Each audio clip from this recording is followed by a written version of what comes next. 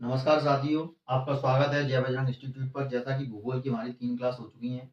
पिछले वीडियो में हमने महान हिमालय के दर्रे देखे, महान हिमालय की चोटियां देखी। आज हम बाद बाकी के हिमालय देखने वाले हैं। देखते हैं यहाँ पर। आज हम चर्चा करने वाले हैं आपका महान हिमालय, लघु हिमालय और शिवालिक हिमालय। महान हिमालय के बीच में क्या क्या पाया जाता है या महान हिमालय की कौन कौन सी चोटियां वगैरह हैं, उनके विषय में चर्चा करेंगे। तो जैसे मान के चलिए, ये है हमारा महान हिमालय, ये है हमारा लघु हिमालय और ये है हमारा शिवालिक हिमालय। ठीक है। अब यहाँ पर हम देखेंगे जो हमारा महान हिमालय है ये कहाँ पर है? जम्मू कश्मीर में। कहाँ पर ये जाकर तुम्हारा? जम्मू कश्मीर में। तो क्वेश्चन आएगा कि महान हिमालय और लघु हिमालय, क्वेश्चन क्या आएगा? महान हिमालय और लघु हिमालय के बीच में कौन सी घाटी पाई जाती है? तो कश्मीर घाटी पाई जाती है। कौन सी घाटी पाई जाती है? कश्मीर घाटी पाई जाती है। फिर क्वेश्चन आएगा तुम्हारा पीर पंजाल कहाँ पर है?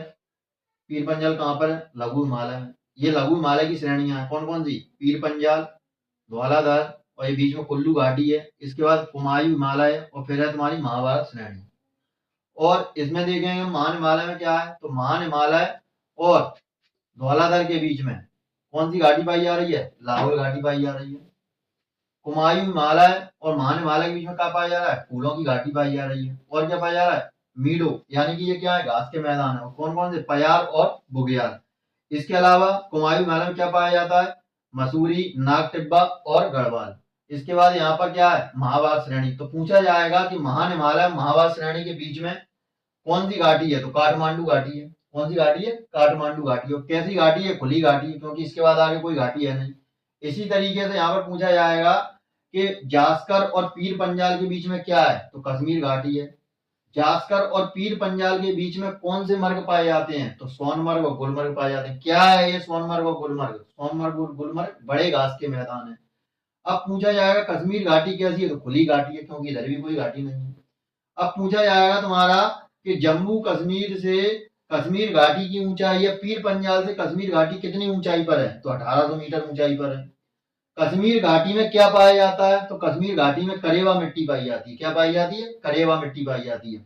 और करेवा मिट्टी कहां से आई इस जगह? तो सरोवरीय निक्षेप के कारण झीलों के द्वारा भाकर लाई गई मिट्टी को हम क्या कहते हैं?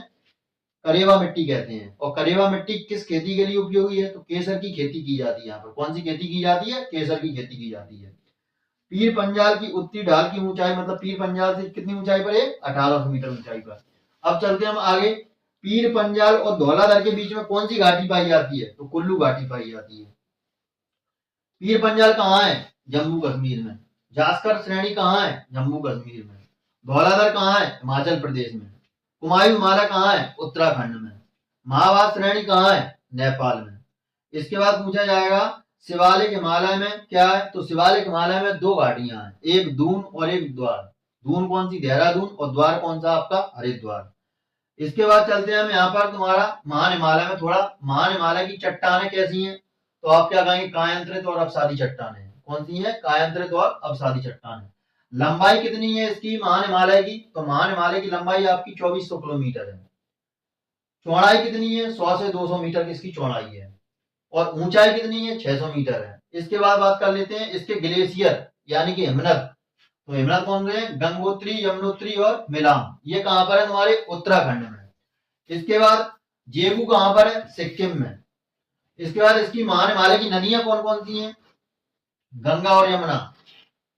महान हिमालय की चोटियां कौन सी हैं? तो सबसे बड़ी कौन सी है? कंचनजंगा। उससे छोटी कौन सी है? ल्योत्से। उससे छोटी कौन सी है? मकालू। और उससे छोटी कौन सी है? धौलागिरी। बाकी की चोटियों को मैं मैप के हिसाब से करवाऊंगा।